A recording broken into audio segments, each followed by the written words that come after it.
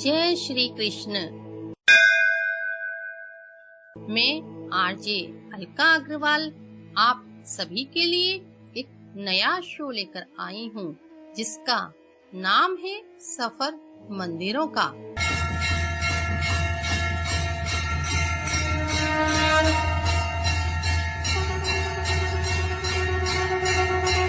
तो सबसे पहले आप सभी का इस शो में बहुत बहुत स्वागत है।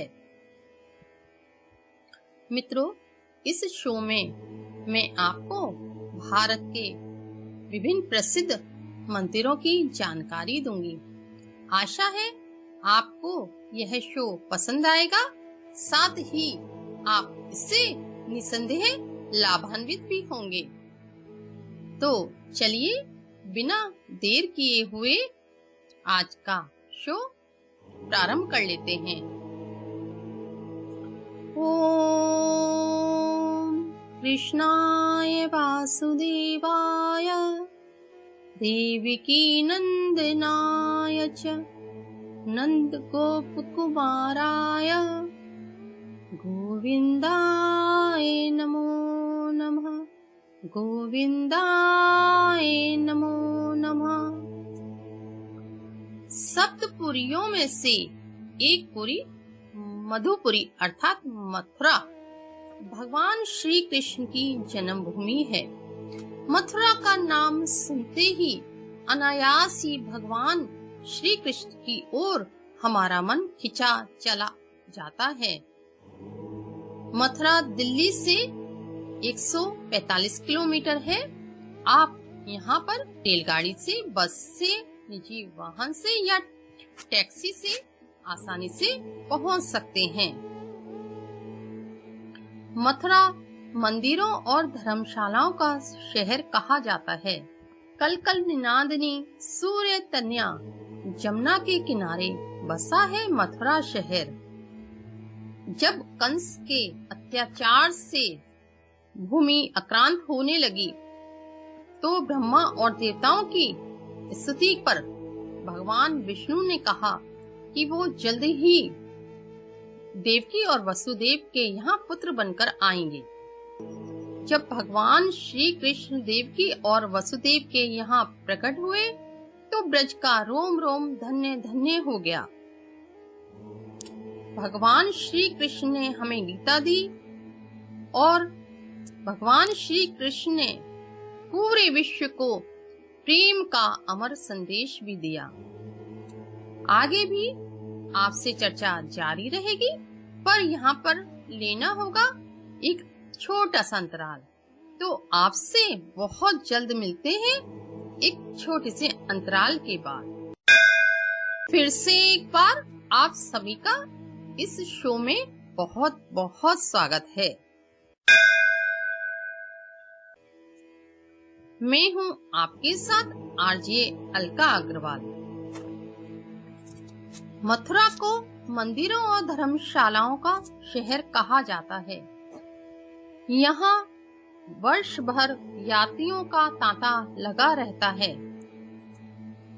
विशेषकर सावन भादों और होली के समय यहाँ काफी भीड़ देखने को मिलती है।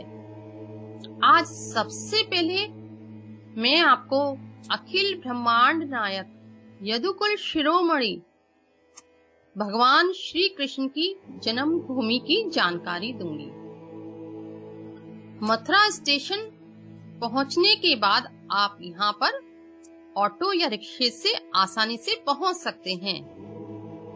मथुरा जंक्शन से जन्मभूमि की दूरी तकरीबन 3.5 किलोमीटर है। आप जन्मभूमि में उस कारागार के भी दर्शन करेंगे जहां भगवान श्री कृष्ण ने जन्म लिया और विभिन्न प्रकार की झांकियां भी यहाँ देखने को मिलती हैं। जन्मभूमि में अंदर कैमरा ले जाना मना है। यहाँ पर जन्मभूमि के अंदर ही एक भोजनालय है, वहाँ पर आप स्वादिष्ट देसी घी की थाली भी ले सकते हैं और यहाँ आपको ठहरने की व्यवस्था भी मिलेगी। अगर आप मथुरा जाते हैं तो सबसे पहले निसंदेह आप जन्मभूमि के ही दर्शन करेंगे। आगे भी आपसे चर्चा जारी रहेगी, पर एक अंतराल के बाद। फिर से एक बार आप सभी का इस शो में बहुत बहुत स्वागत है। मैं हूं आपके साथ आरजे अलका अग्रवाल और आप सुन रहे हैं सफर मंदिरों का। मित्रों, जन्मभूमि के दर्शन करने के बाद यात्री द्वारिकाधीश भगवान के दर्शन करने जाते हैं। द्वारिकाधीश जी का मंदिर मथुरा के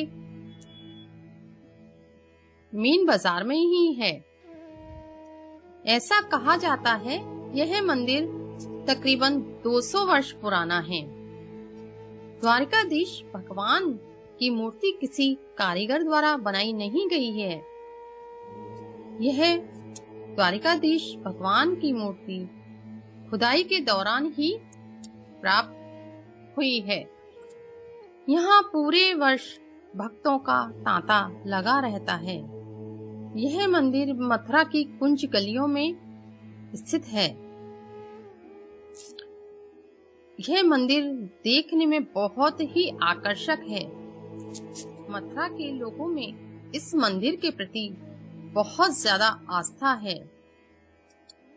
द्वारिकाधीश जी के मंदिर के पास ही है विश्राम घाट। वहाँ पर यात्री नौका विहार करते हैं। यहाँ बोटिंग की जाती है और पूरे मथुरा का नजारा नौका विहार द्वारा किया जा सकता है।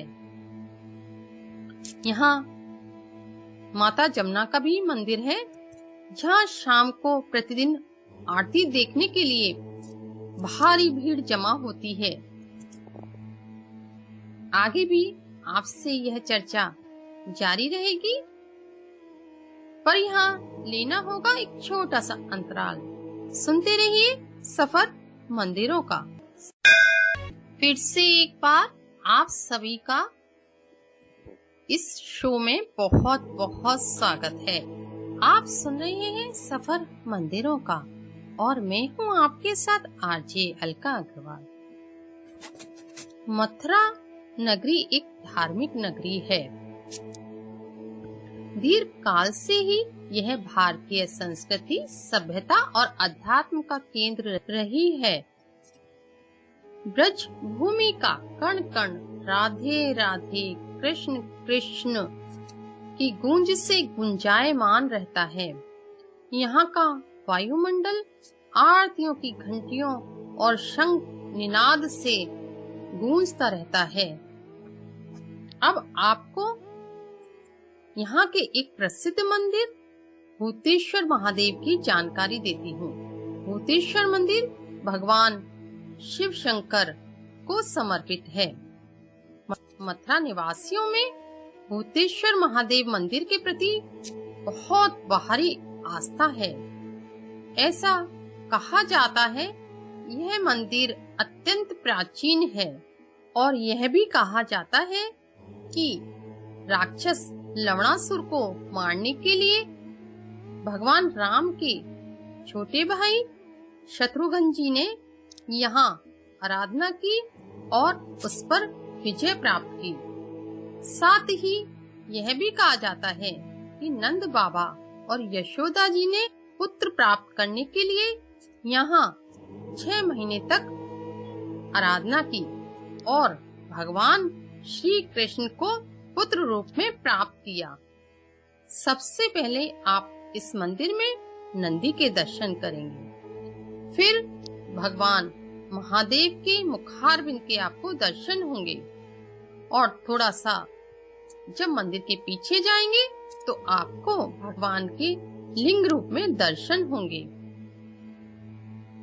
तो आप जब मथुरा जाएं तो भूतेश्वर महादेव के मंदिर के दर्शन भी जरूर करने जाएं। आगे भी आपसे चर्चा जारी रखेंगे, पर एक अंतराल के बाद। सुनते रहिए सफर मंदिरों का। फिर से एक बार आप सभी का इस शो में बहुत बहुत स्वागत है। मैं हूँ आपके साथ आरजे अलका अग्रवाल और आप सुन रहे हैं सफर मंदिरों का। भूतेश्वर मंदिर के दर्शन के साथ साथ भक्त जन रंगेश्वर महादेव के भी दर्शन करते हैं। रंगेश्वर महादेव का मंदिर पुराने बस स्टैंड से जब होली गेट की तरफ आप जाते हैं तो रास्ते में बीच में पड़ता है। रंगेश्वर महादेव के प्रति मथुरा के जन समुदाय की भारी आस्था है। रंगेश्वर महादेव भक्तों की समस्त मनोकामनाओं को पूर्ण करते हैं। सावन और भादों में यहाँ भक्तों का सैलाब उमड़ा रहता है। रंगेश्वर महादेव स्वयंभू हैं। यह कैसे प्रकट हुए, इसके पीछे भी एक छोटी सी कथा आती है। जब भगवान श्री कृष्ण ने कंस को मारा, तब भगवान ने अपनी माया फैलाई और भगवान श्री कृष्ण और बलराम, उनके बड़े भाई, दोनों में झगड़ा होने लगा। भगवान श्री कृष्ण ने कहा कि कंस को मैंने मारा और उनके बड़े भाई श्री बलराम जी बोले मैंने मारा। अब इन दोनों भाइयों का झगड़ा कौन मिटाए? तो सभी यही बोले कि भगवान शिव ही हैं जो यह झगड़ा शांत कर सकते हैं। तब भगवान शिव की स्तुति की गई और भगवान शिव वहां प्रकट हुए। वो प्रकट होते ही बोले रंग है, रंग है, रंग है। वो बोले ना कृष्ण ने मारा ना बलराम ने मारा। कंस तो दोनों के परस्पर सहयोग से ही मरा है। कृष्ण ने छल से मारा और बलराम ने बल से मारा। कृष्ण और बलराम ने कहा, हे भोलेनाथ, आप विश्व कल्याण के लिए यहाँ सदा के लिए विराजित हों। तो तभी से भगवान शिव रंगेश्वर महादेव के रूप में मथुरा में विराजित हैं। यह मथुरा जन समुदाय के इष्ट देव भी हैं। आगे भी यह चर्चा जारी रहेगी। तब तक मुझे लेना होगा एक छोटा सा अंतराल। मिलती हूँ एक अंतराल के बाद। सुनते रहिए सफर मंदिरों का। फिर से एक बार आप सभी का इस शो में बहुत बहुत स्वागत है। आप सुन रहे हैं सफर मंदिरों का आरजे अलका अग्रवाल के साथ। मथुरा में एक अत्यंत प्राचीन मंदिर है, गलतेश्वर मंदिर। यह मंदिर भगवान शिव को ही समर्पित है। इस मंदिर के प्रति भी भक्तों की भारी आस्था है। यहाँ शाम के समय भक्तों की भारी भीड़ देखने को मिलती है। सावन में यहाँ भगवान शिव का फूल बंगला सजाया जाता है। यह मंदिर जन्म भूमि के बहुत ही करीब है। तो आप जब भी मथुरा जाएं तो गलतेश्वर महादेव के दर्शन करना बिल्कुल ना भूलें। आगे भी यह चर्चा जारी रहेगी, लेकिन यहाँ लेना होगा एक छोटा सा अंतराल। मिलती हूँ एक छोटे से अंतराल के बाद। फिर से एक बार आप सभी का इस शो में बहुत बहुत स्वागत है। आप सुन रहे हैं कार्यक्रम सफर मंदिरों का आरजे अलका अग्रवाल के साथ। गोकर्णनाथ मंदिर मथुरा में एक बहुत ही प्राचीन और प्रसिद्ध मंदिर है। गोकर्णनाथ मंदिर, यह मंदिर भगवान शिव को ही समर्पित है। इसके पीछे भी एक छोटी सी कथा आती है। आत्मदेव नाम के ब्राह्मण थे, उनके पास कोई संतान नहीं थी, तो आत्मदेव ब्राह्मण आत्महत्या करने के लिए चल पड़े। रास्ते में उन्हें एक संत मिले और संत ने उनको एक फल दिया और कहा, यह फल तुम अपनी पत्नी को खिला देना तो तुम्हारे यहाँ संतान हो जाएगी। आत्मदेव घर आए और अपनी पत्नी धुंधली को वह फल दे दिया। पर आत्मदेव की पत्नी ने वह फल नहीं खाया और परीक्षा के लिए एक गाय को खिला दिया। कुछ समय बाद उस गाय ने एक शिशु को जन्म दिया जिसके कान गौ जैसे थे, इसलिए उनका नाम गोकर्ण पड़ा। उधर धुंधली ने भी अपनी बहन से एक पुत्र को गोद ले लिया। गोकर्ण जी महाराज बहुत विद्वान थे और धुंधली का पुत्र धुंधकारी चोरी करता, वेश्यावृत्ति करता, सारे उल्टे सीधे काम यह किया करता था। कुछ समय बाद धुंधकारी की मृत्यु हो गई और गोकर्ण जी तीर्थ पे चले गए। यह धुंधकारी प्रेत बन गया। एक दिन गोकर्ण जी को यह दिखाई दिया तो इसने कहा, भाई मेरी मुक्ति के लिए कुछ उपाय करो। तो गोकर्ण जी ने भागवत की और तो भागवत के सुनने से धुंधकारी की मुक्ति हो गई। उसके बाद गोकर्ण जी ने इस शिव मंदिर में भगवान की उपासना की। भगवान शिव प्रसन्न हुए और कहा, गोकर्ण आज से मेरे साथ तुम्हारी भी इसी मंदिर में पूजा होगी। इस मंदिर में गोकर्ण जी का एक हाथ शिवलिंग पर है और एक हाथ हृदय पर है। इस मंदिर के प्रति भी मथुरा के जन समुदाय की भारी आस्था है। यहाँ भी श्रद्धालुओं की भीड़ निरंतर लगी ही रहती है। तो आप जब मथुरा जाएं तो गोकर्णनाथ के भी दर्शन अवश्य करें। आगे भी चर्चा जारी रहेगी, पर यहाँ पर लेना होगा एक छोटा सा अंतराल।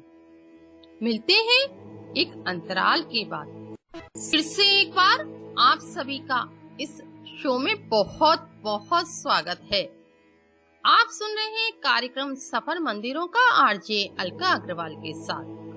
आप मथुरा में और भी मंदिरों के दर्शन कर सकते हैं, जैसे केशव देव मंदिर, मधवन बिहारी मंदिर, नीलकंठेश्वर महादेव, और यहाँ पर एक बहुत ही प्रसिद्ध म्यूजियम है, आप इसको भी देख सकते हैं। आप मथुरा का बाजार घूम सकते हैं। यहाँ पर मथुरा का पेड़ा, मथुरा की रबड़ी काफी प्रसिद्ध है। यहाँ आलू का झोल और बेड़ई स्पेशली बहुत ही प्रसिद्ध है। मथुरा की गलियों गलियों में छोटे से छोटे होटल और बड़े से बड़े रेस्टोरेंट में आपको सुबह बेड़ई और झोल और जलेबी जरूर मिलेगी। तो जब भी आप मथुरा जाएं, इन सब का लुत्फ उठाएं। तो आपको आज का शो कैसा लगा? अपना फीडबैक www.radioudan.com पर देना ना भूलिए। तो मित्रों, आपसे अब विदा लेने का वक्त आ चुका है। इसी वादे के साथ अगले शुक्रवार ठीक 8 बजे आपसे फिर मुलाकात होगी। तब तक के लिए सुनते रहिए रेडियो उड़ान, ए फ्लाइट ऑफ लाइफ। आपको छोड़ जाती हूँ